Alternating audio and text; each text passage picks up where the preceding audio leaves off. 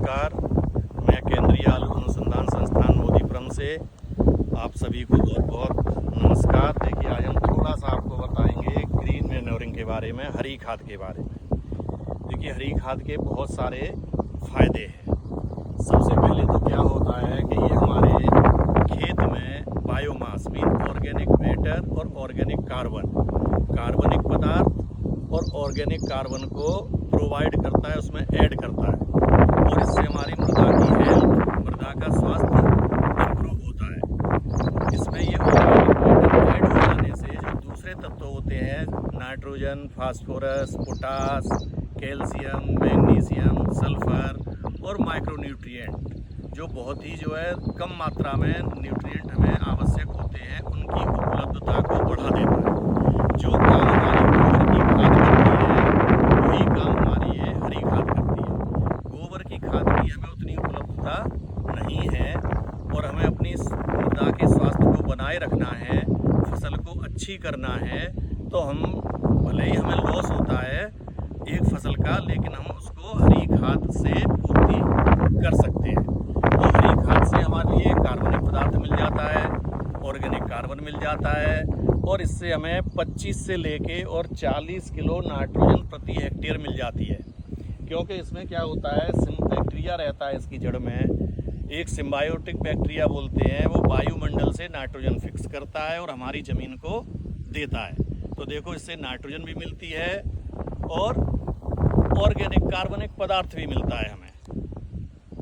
दूसरा, आलू की फसल में ग्रीन मैन्योरिंग का, हरी खाद का और विशेष महत्व बढ़ जाता है। ये क्या होता है, हमारी ज़मीन के लिए, मिट्टी के लिए भुरभुरी बना देती है। क्योंकि इसमें जब ये कार्बनिक पदार्थ हमारा ढेंचा सड़ता है नीचे, तो उसमें क्या होता है, हमारी मिट्टी भुरभुरी बन जाती है। हमारे जो तत्व हैं वो हमारे अधिक उपलब्ध होते हैं। क्योंकि हम लोग क्या करते हैं कि सिर्फ जो फर्टिलाइजर हैं, हमारे कार्बनिक उर्वरक हैं, ये जो रासायनिक उर्वरक देते देते हमने क्या किया कि अपनी मिट्टी का स्वास्थ्य खराब कर लिया। उस मिट्टी के स्वास्थ्य को इम्प्रूव करने के लिए, उस मिट्टी के स्वास्थ्य को बढ़िया बनाने के लिए हमें क्या करना होगा, या तो हम दें उसमें गोबर की खाद या फिर हम उसमें दें हरी खाद। तो हरी खाद से हमारी मिट्टी का स्वास्थ्य बढ़िया होता है, हमारी मिट्टी भुरभुरी हो जाती है, आलू की उपज बढ़ेगी, इसमें नाइट्रोजन तो मिलेगी, कार्बनिक पदार्थ भी मिलेगा, प्लस दूसरे जो तत्व हैं हमारे सारे, उनकी उपलब्धता बढ़ जाती है। दूसरा, ये देखिए, इसकी जड़ जो है ना, वो गहरी में जाती है, उस गहराई से न्यूट्रिएंट्स को लेती है और मिट्टी की ऊपरी परत में उनको छोड़ देती है। तो मैं किसान भाइयों से यही अनुरोध करूंगा कि देखिए, आप प्रति वर्ष यदि नहीं उगा पा रहे हैं हरी खाद, तो कम से कम 2 साल बाद या 3 साल बाद उसमें हरी खाद ले लें। और आलू की फसल में हरी खाद नहीं मिलती है तो गोबर की खाद डालें, लेकिन गोबर की खाद की उपलब्धता बहुत कम है, तो गोबर की खाद की बजाय उसमें हरी खाद उगाएं। जैसे देखिए, मानसून आया था, हमने ये इसमें ढेंचा लगाया था, करीब 35 से 40 किलो बीज हमने प्रति हेक्टेयर डाला था, कोई इसमें फर्टिलाइजर हमने नहीं डाला।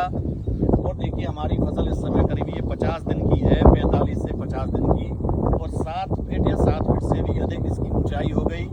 तो इस फसल से हम जो अनुमान लगा रहे हैं वो 300 से 350 कुंटल, 30 से 35 टन हमें इससे बायोमास मिलेगा और करीब 30 से लेके 40 किलो नाइट्रोजन प्रति हेक्टेयर मिलेगी।